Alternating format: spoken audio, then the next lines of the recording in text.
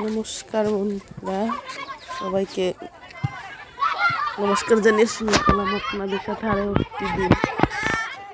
তো আমরা এক জায়গাতে যাচ্ছি। এই রাস্তাটা আপনাদের পরিচিত, যারা যারা ভিডিও দেখেন। এই রাস্তা দিয়ে আরও কয়েকটা ভিডিও করা হয়েছে। যাইতেছি এক জায়গায়। আজকে একটা বিশেষ দিন আমাদের এই এলাকায়।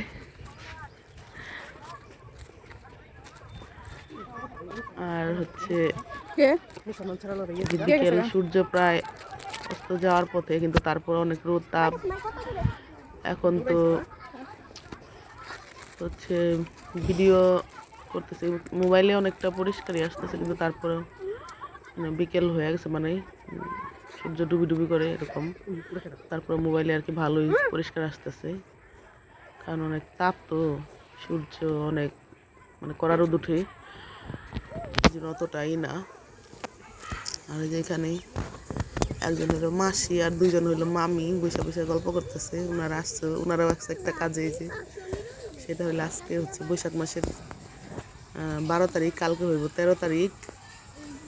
তো কালকে হচ্ছে বৈশাখ মাসের 13 তারিখে আমাদের গ্রামে এটা একটা প্রথা, যে 13 শাক খাইতে হয়। তো আজকে অনেকে আমাদের থেকে তো ওই খাই, আমরা তো চক বলি, চকে আর কি। এই চকে অনেকে শাক তুলতে আসছে, আমরাও আসছি। সবাই এর আগেই অনেক আগেই চলে আসছে, আমরা একটু রোদ পড়লে আর কি আসলাম। এই যে আমিও তো আনছি। এই যে মা হচ্ছে মামুনি, আমার বোনের মেয়ে। ওর নাম হচ্ছে সুমেধা, ডাকনাম হচ্ছে শ্রেয়া। আমরা সবাই মামুনি বলি। ওর বাবাও মামুনি বলে, ওর মা মামুনি বলে। তো আমরাও সবাই ছোটোবেলা থেকে মামুনি বলি। এই যে এই খাতে হচ্ছে শাক তুলতেছি। এটা হচ্ছে আমার বোন, 3 নাম্বার সেজে বোন, হচ্ছে প্রাইমারি টিচার। ওর নাম হচ্ছে সুবর্ণা, মামনির মা আর কি। তো আসছে সাথে। আর এখানে দেখেন কত মানুষ, সবাই শাকের জন্য আসছে আজকে আর কি। মাঠেই চকে মেলা মিলে গেছে শাক তোলার জন্য। তো সবাই এটা আঞ্চলিকভাবে যেহেতু নিয়ম প্রথা, তো সবাই আর কি ঘরে ঘরে প্রতি ঘরেই খাইব। তো এর জন্য সবাই আসছে শাক তোলার জন্য। এই যে আর একটা বৌদি আসলো, আর হচ্ছে যে ওনার ছেলে। তো আসলো আবার, আমাদেরও দেখলো আর কি, তাকাইলো আমাদের দিকে। তো সবাই শাক তোলার উদ্দেশ্যে আর কি আসছে, নয়তো বা এই রোদে গরমে কেউ আর তো চকের মধ্যে আসে না। আজকে যেহেতু একটা মানে শাক খাওয়ার দিন, তো এর জন্য আর কি সবাই আসছে। কারণ না আসলে তো তোলা হইব না। তো অনেকে আসছে, আমরাও আসছি এর জন্য। আর এই চৈত্র মাসে তো মানে শাকের হচ্ছে গায়ে এক ধরনের উঠে সিট উঠে। তো এর জন্য আমাদের এলাকায় আর কি চৈত্র মাসে এই শাকগুলি খায় না। তো বলে আর কি এগুলি খেলে নাকি অসুখ বিসুখ হয়। তো এই যে বৈশাখ মাসের 13 তারিখ থেকে আর কি এই 13 পদের শাক খায়া তারপর হচ্ছে শাক খাওয়া শুরু হয়। তারপর হচ্ছে অনেকেই তো তুলা শাক, গ্রামের মানুষ যারা আছেন তারা জানেন, গ্রামের মানুষ তো তুলা শাক খায়, পাঁচমিশালি শাক। তো এই ধরনের মধ্যে অনেক চাষ করা বুনা শাকও আছে, আর এমনি সেচি শাক, দেশি শাক যেগুলি অনেক হয় মাঠে, সেগুলো আছে। তো ওইগুলো মানে 13 তারিখের পর থেকে খাওয়া শুরু হইব। এর আগে আর কি চৈত্র মাসে খায় না। এই যে জলের পাইপ, এদিকে এখানে যে জল দেওয়ার জন্য যে শাকের খেতে এগুলো ডাটা, তারপরে পাট শাক, পুঁই শাক, এগুলো জল দেয়। কারণ অনেক তো রোদ বৃষ্টির কোনো নাই, পুরো ঘাস, তারপর মাঠ শুকায় একবারে খাখা করতেছে। আর যে এগুলো সব আমাদের আশেপাশের বাড়ির মানুষ, মামাতো বোন হয়, মাসি মামি সবাই আসছিল। আমরা পিছনে, আর ওনাদেরটা হয়ে গেছে, ওনারা চাইতেছে। আর হচ্ছে আমাদের বাড়ি থেকে এটা আর কি বেশি দূর না, কাছেই। আমার মা, বোন আর বোনের মেয়ে মামুনি মাঠে এই গরমের মধ্যেই যে বাচ্চারা খেলতেছে ফুটবল। আবার এখান থেকে যে কয়টা কচু পাতা নিব, কারণ 13 পদের শাক তো 13 পদ তো মিলাইতে হইব। 13 পদের বেশি হয়ে গেছে, কিন্তু তারপর আর কি কচু পাতা নিল কয়টা। আর কচু পাতা তো খাওয়া, কচু শাক তো খাওয়া এমনি উপকার। আর কচু শাক নিলে আর কি ওই শাকের সাথে দিলে শাকগুলি নরম হয়।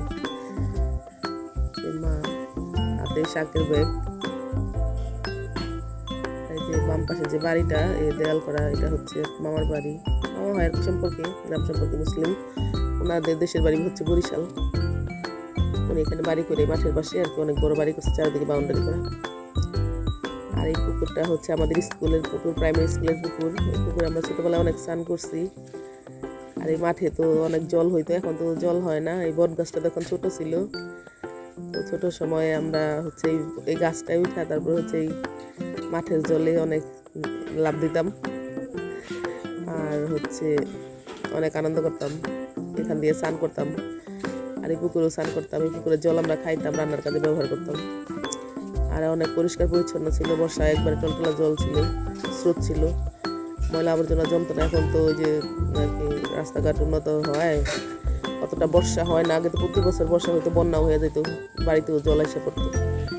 তখন এই রাস্তা ছিল কাঁচা, ইট বিছানো ছিল না। আর এখানে স্কুলের পাশে একটা বাড়ি, বাম পাশের বাড়িটা, এই বাড়িতে একটা তাল গাছ আছে, বাবুই পাখির বাসা কত দেখেন, অনেক বাসা। আমাদের গ্রামে তো এরকম তাল গাছ নেই, এই বাড়িতে একটা গাছ আছে। তো অনেক বাচ্চারা এখান থেকে বাসা পড়ে, বাসা নেয়, আমাদের মামনিও আনে, আইনা গাছে ঝোলায় রাখে। তো বলে পাখি আসবো, পাখি থাকবো। আর এখানে আসার সময় যে আমাদের বাড়ির পাশে কালী মন্দির, মায়ের মন্দিরে আসলাম একটু। মামি পূজা দিতেছে, পূজা দেয় সবসময়। আর যে আমাদের হচ্ছে ঘর বাম পাশে, এটা হচ্ছে আমাদের বাড়ি ঘর।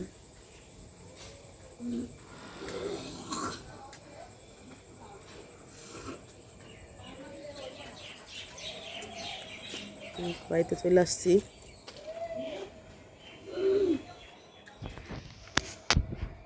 আর এটা হচ্ছে আমাদের বাড়ির বিড়াল,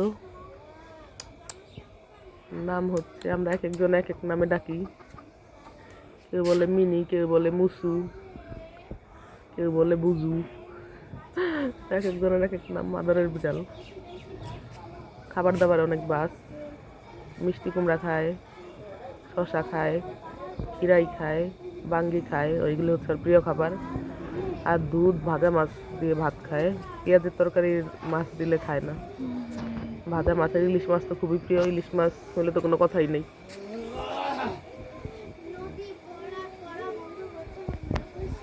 তো ও গরমে অনেক আর কি অবস্থা খারাপ, তাহলে সবসময় যে এখানে একটু ছায়া আছে, ঠান্ডা আছে, সেখানে আর কি থাকে। আর হচ্ছে এটা হচ্ছে পরের দিনের সিন। আপনারা শাক রান্না হয়েছে, যেহেতু আগের দিন শাক তুললাম, তো হয়েছে দুইটা ভিডিও একসাথে করা হয়েছে। পরের দিনে যে শাক রান্না হয়েছে, তো হাজবেন্ড উনি তো অসুস্থ, স্ট্রোক করছে 2 বছর যাবৎ। স্ট্রোক করে ডান সাইড অবশ্য হয়ে গেছে, ডান হাত দিয়ে তো খাবার তুলে খাইতে পারে না, আর বাম হাত দিয়ে খায়। চাটা এমনি শুকনা রুটি টুটি এগুলো খাইতে পারে, কিন্তু ভাত খাওয়া তো সুবিধা বাম হাত দিয়ে মাইখা, তো এই জন্য ভাতটা আর কি মাইখা খাওয়াই দেই। তো যেহেতু আজকে নিয়ম শাক খাইতে হয়, এই জন্য যে শাক দিয়ে ভাত খাওয়াই দিতেছি। আর যে মামুনি সামনে দাঁড়া রয়েছে। আর আপনারা সবাই যারা যারা দেখতেছেন ভিডিও, তারা অবশ্যই আমার পাশে থাকবেন, ওনার জন্য আশীর্বাদ করবেন। জানি ভগবান তাড়াতাড়ি ওনারে সুস্থ করে দেয়। কাজকর্ম হয়তো বা করতে পারবে না, কিন্তু তারপরও নিজে সুস্থ থাকা স্বাভাবিক জীবনযাপন জানি করতে পারি। তো সেটাই সবাই ঈশ্বরের কাছে বলবেন, একটু আশীর্বাদ করবেন। অনেক গরম, তো স্নান টান করে আইসা যে শুয়ে ছিল ফেলে নিচে, তো রান্না করা হয়েছে, পরে খাবার নিয়ে আসছি, খাওয়া দিতেছি। আর হচ্ছে বিছানায় শীতল পাটি পাতা, কারণ আমাদের এলাকায় তো শীতল পাটি হচ্ছে আমাদের এলাকায় অনেক বিখ্যাত। সিরাজদি খান মুন্সিগঞ্জের এখানে। তো এখানে আমরা গরমের সিজনে হচ্ছে বিছানার উপরে শীতল পাটি এগুলো বিছায় রাখি, কারণ গরমে তুষক, ল্যাপ তুষক, তারপর হচ্ছে চাদর এগুলো বিছাইলে তো অনেক গরম লাগে, আর শীতল পাটি বিছায় রাখলে অনেক ঠান্ডা লাগে। আর এখানে যে আমার ছোট মামার ছেলে আবার জানালা দিয়ে দেখা গেল ভিডিও করতেছে, তো এর জন্য দেখতেছি যে কি করতেছে।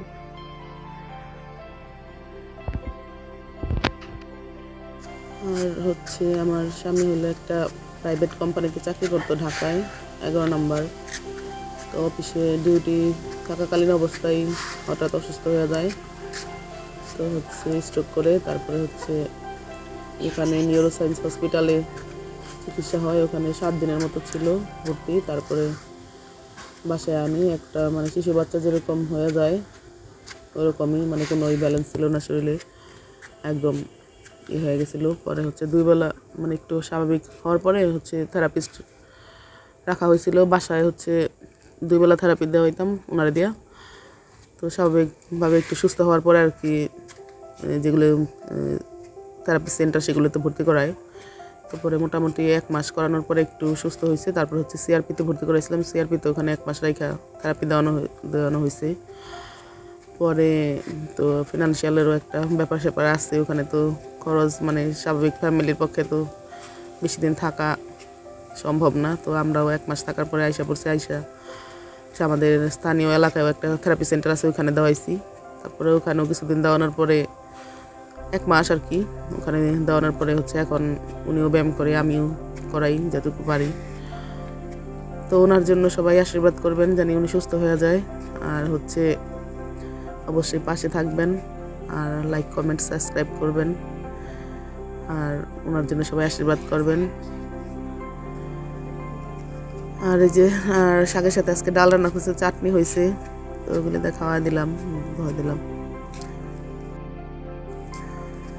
তো উনি আগে থেকেই হচ্ছে মানে টক খাওয়া অতটা পছন্দ করে না, টক ডাল রান্না করলে আম টাম বা জলপাই মানে টক ডাল দিয়ে টক খাইতে চাইতো না, খালি ডালটা খাইতো। তো যে টকটা দিয়েছে পরে আর কি মুখটাই করলো যে টক তো ওনার পছন্দ না। আর হচ্ছে যে এখন রাতের বেলা চাঁদ উঠছে। তো আজকের মতো এই পর্যন্তই থাক, সবাই ভালো থাকবেন, নমস্কার, সবাই পাশে থাকবেন।